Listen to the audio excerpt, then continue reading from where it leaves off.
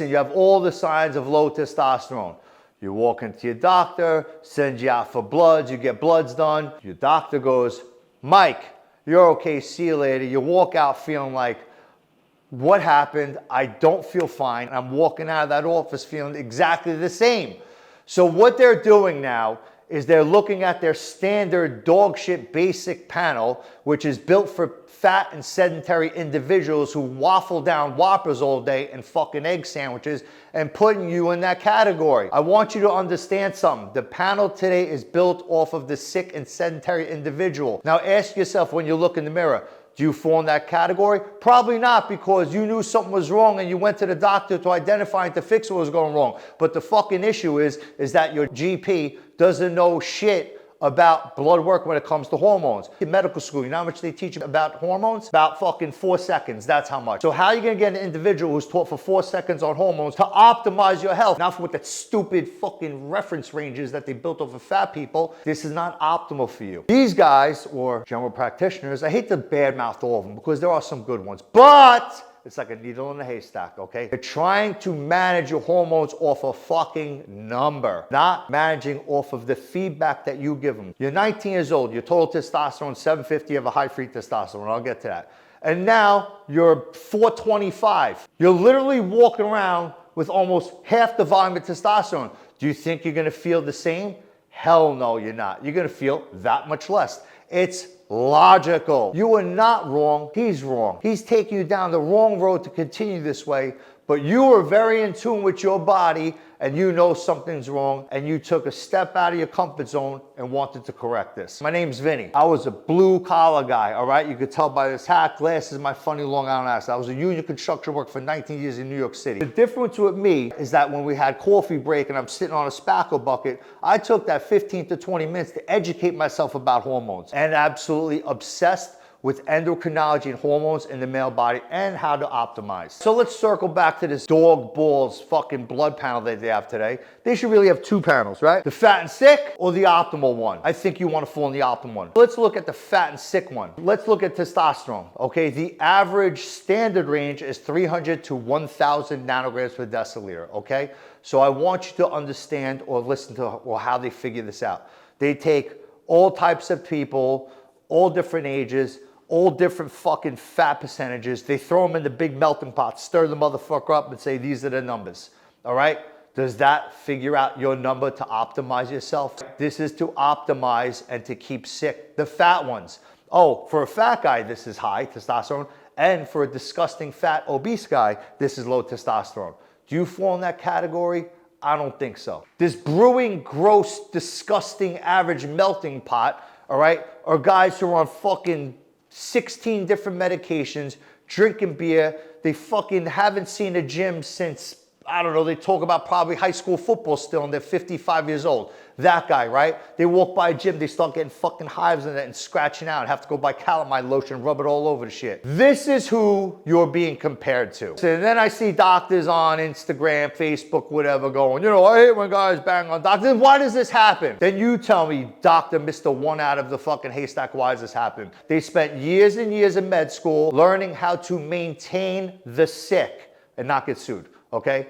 That is the absolute truth. I'm not a doctor, but guess what? I know more than these fucking doctors. My guidance counselor dropped the ball. I shouldn't have been a construction worker. I should have been a biochemist. Should have went to endocrinology. Your grandfather, great-grandfather, whatever it is, 50, 60 years ago, their low testosterone score would be the high today. Men's testosterone, endogenous testosterone, has been not slowly climbing down. It's been kind of like going down a fucking slope on a snowboard down. The same goes to your reference ranges on your panel.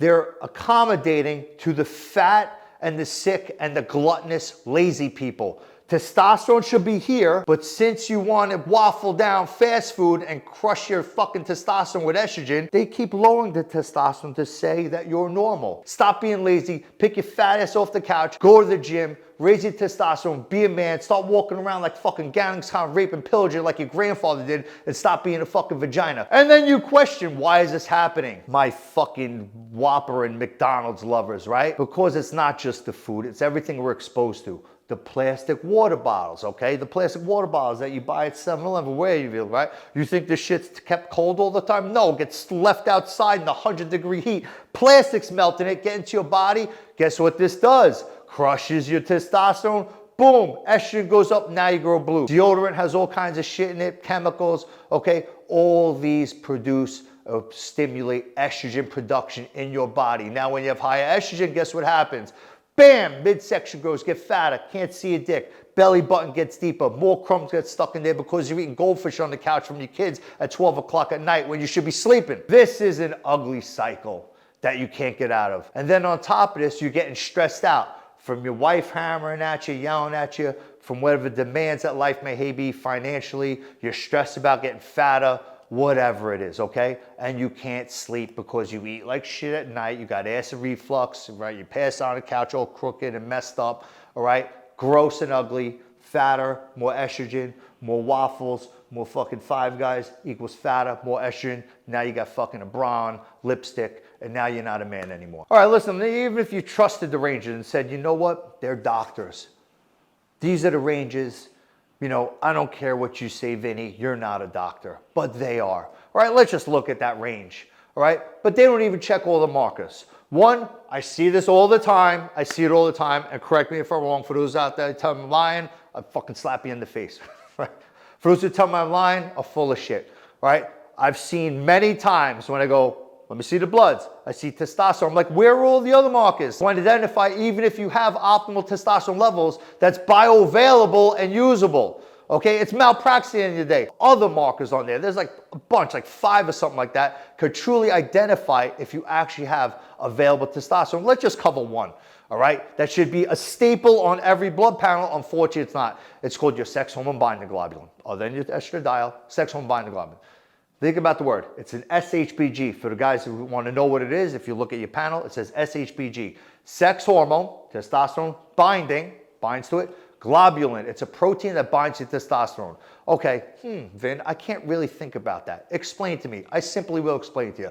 Royce Gracie, all right? One of the best jiu-jitsu practitioners on planet Earth in history. For those guys who don't know, you've been living under a rock for the past fucking 3 decades, all right? It's like him choking you out. You getting him off your back? Hell no. That's what SHBG is doing to your testosterone. It chokes out. Once it chokes out the testosterone, it cannot bind to the androgen receptor to send a signal of all the optimal effects that testosterone can present in your body.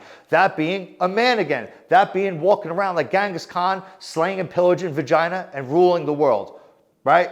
I know I'm funny, I use analogies, but this is the truth. And listen, what we're always searching for is this, the free bioavailable testosterone, the usable testosterone, the one your body recognizes as testosterone. This is the one that grows muscle tissue, affects your brain, affects your overall well-being. And when you have a low free testosterone, I don't give 2 fucks what your total is. This is the one that tells the whole story on how you really feel if you have high or low testosterone. What drives Royce Gracie to SHBG choking you out? If you have a shitty ass diet, elevates your estrogen, crushing your testosterone. So like, how do you just create estrogen, Vin? It's because all those excessive calories that you consume that you don't burn off are now making you fatter. The more body fat you have in your body, you have more aromatase enzyme. That means whatever drips and drabs of testosterone you have left in your system is converting that into the female hormone estrogen, crushing your testosterone. I'm going to explain this super simple for you. We have 2 guys.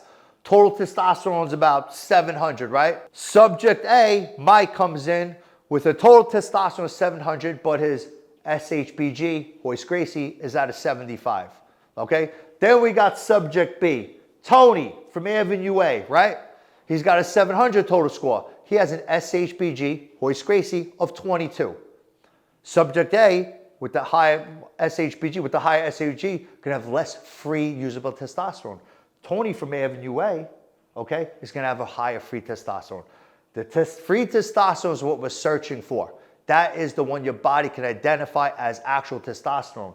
Tony from Avenue A now, with the higher free usable testosterone, is the one crushing all the girls on Avenue B. That's the truth. Now we all recognize estradiol or estrogen as the female hormone, but guess what? It's a very important role in a man as well. Get it too high, you have all the same symptoms that a female has when it's her time of a month. And you know, when your wife, it's her time of a month, what does she want to do? She wants to go out to the yard, take an axe pick and put it through your face. Yes, you get moody like that. And guess what? You heard women, I'm so bloated, I got to wear my Spanx. Yes, you hold water. You get bloated, fat, emotional. You cry. You know, commercial comes on, well, those puppies, I'm crying. I never cried before. Why? Because your estrogen's high. And guess what? You have a little gland behind your nipple. Some of them do. Susceptible to elevated estrogen. This is called gynecomastia. Your boobies are growing now. Okay, let's hope we don't have to cut it out. And estrogen, guess what? Went too high, crushes your libido. I see all the time when I look at a thyroid category, I see TSH. Okay? And maybe T3. We're always searching for T3. Analogy.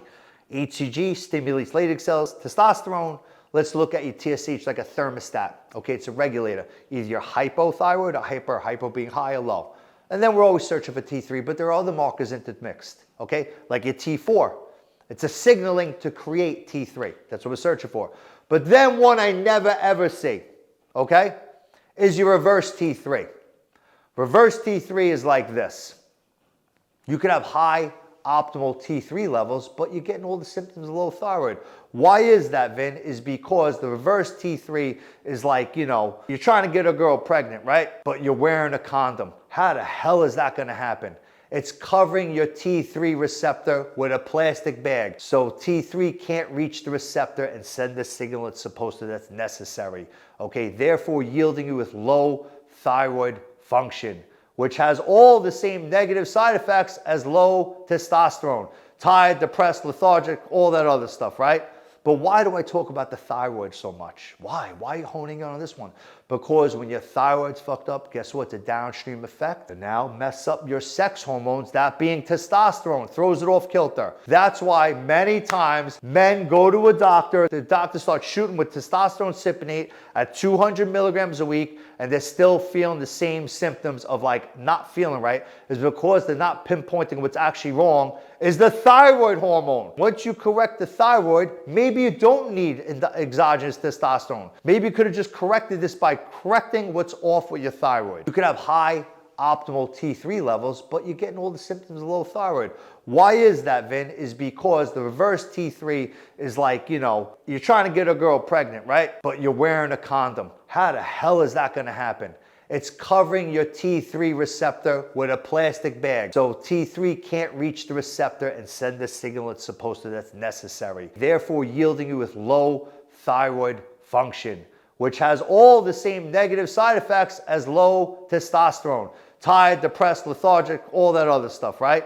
But why do I talk about the thyroid so much? Because when your thyroid's fucked up, guess what? The downstream effect, and now mess up your sex hormones, that being testosterone, throws it off kilter. That's why many times the doctor starts shooting with testosterone cypionate at 200 milligrams a week, and they're still feeling the same symptoms of like not feeling right, is because they're not pinpointing what's actually wrong, is the thyroid hormone. Once you correct the thyroid, maybe you don't need exogenous testosterone. Maybe you could have just corrected this by correcting what's off with your thyroid. Then we have cortisol, all right? Very important hormone, all right? You need it for like, you know, there's times of when you have to be alert and on point, like, you know, it's a stress hormone.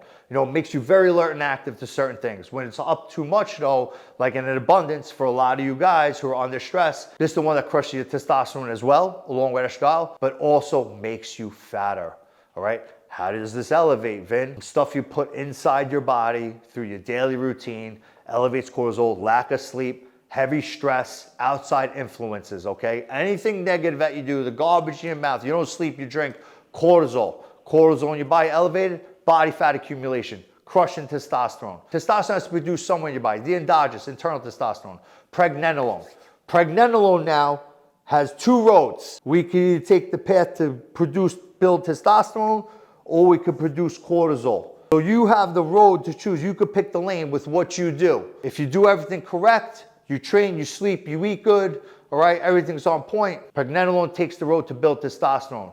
You want to drink, you want to snort blow, you want to stay up till 2 in the morning playing video games, building, you know, crumbs on your belly, and then your pants got pulled out, get fatter, that builds cortisol. all right? Just to explain a little bit. And I don't care how good your testosterone protocol is. You know, I mitigate, I microdose every day, I'm on point. But if you're doing that, but you're not doing the other things in your life, like eating well, sleeping correctly, drinking your water, taking nutrition seriously, whatever, your cortisol is going to be high, mitigating or negating all the effects of testosterone. All right, I'm going to put this all together for you, all right? Subject A, Mike, total testosterone is 700.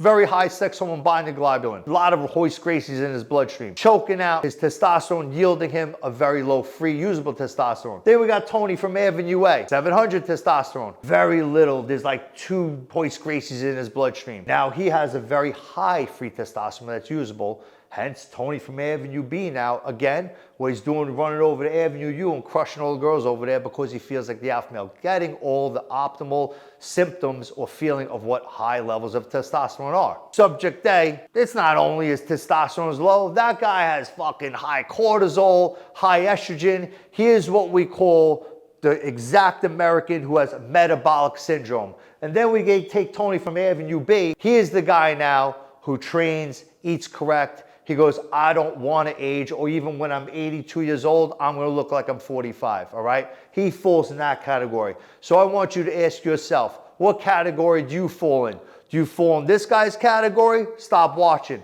Or you fall in his category, all right? Tony wants to go over to Avenue U and crush all the girls. I think because you're watching this, you fall in Tony's category. I see this all the time. It's more common than you think. Guys go to the doctor and they leave there feeling like garbage with no answer because they are not addressing the right issue. May it be the testosterone in the marker, what's correct for them. May it be their thyroid hormone. May it be estrogen correction, whatever it is. But listen, at the end of the day, this is why I keep circling back to the garbage reference range, what the blood panels are reflecting. It is not to optimize the man today who wants to fall in that category of to be optimal and to just not age and to rock out his whole life, all right? This has to change. Like I said before, there should be 2 blood panels. One, you want to eat fucking 5 guys? Take that blood panel. You, my friend, you want to train to be an alpha male and a porn star till you're 85? You take that panel. This is what's wrong with this world. All right, so you guys know, I've been telling you, I've been doing union construction for 19 years in New York City, okay? Open decks, freezing my ass off, sweating my balls off. It was literally like the Mojave Desert or the Antarctic, no bullshit. Anybody who's worked on job sites knows what I'm talking about. But listen, I was a union electrician. I wasn't the guy putting in like little receptacles. I was a deck electrician. When it's a problem, you don't just look at the top surface thing and go, that's the problem. It must be something along the path that's causing the problem here. So it's identifying the source of the problem and pinpointing it. This is how you correct things. You find the source, you correct that there, and guess what? What's looking at you in the face right now gets resolved. But this is exactly how I approach a blood panel. You don't go, okay, here's low test, bam, you just start jamming with exogenous testosterone. You have to look at other markers. You know, if he's of age, okay, at a certain point, he's a little bit younger, maybe his testosterone shouldn't be shut off. What's his LH and FSH? What is LH and FSH? Luteinized hormone, follicle stimulating hormone. All right, these are 2 signals that tell the testicles, Leydig cells and Sertoli cells, to either start creating testosterone, Leydig cells, sperm production from your Sertoli cells, okay? Maybe you have to correct those markers. How do you do it? With certain medications. The point of what I'm saying is, you don't just right away just start injecting an individual testosterone. Maybe now you correct the stimulation of these 2 signals, bring them up to optimal ranges to now produce high levels of endogenous testosterone, okay? Exogenous testosterone is always the last resort. It's not the go-to, depending on your age. 35 years old? No. 65 years old, now it's a different story. All right, then we look at your SHBG and your free testosterone, right? How much testosterone, actual bioavailable testosterone is actually there? Then, we have aromatization. Taking your testosterone, whatever you have endogenous, and now converting it over into estrogen, all right? Then we have DHT, dihydrotestosterone. It converts also from testosterone, but this one's very important, all right? This one's good for sex drive, right? Stimulation of central nervous system, libido, okay, gives it a hard, grainy look. You know what I'm saying? But guess what? It's often very too low in men who are not optimal. They don't feel the libido, the benefits of DHT. They don't feel the good aggressiveness it gives you, the confidence they're lacking, that hard drive. At the end of the day, DHT is also a natural systemic anti-estrogen as well. So when you have low DHT, okay, too low, all right, estrogen starts to creep higher than it should. All right, you guys who've been listening to this front to back, all right, if you fall in that category, you go to the doctor and you're leaving there disappointed, like you didn't get corrected, not the answer you want, click the link below to schedule a hormone consultation.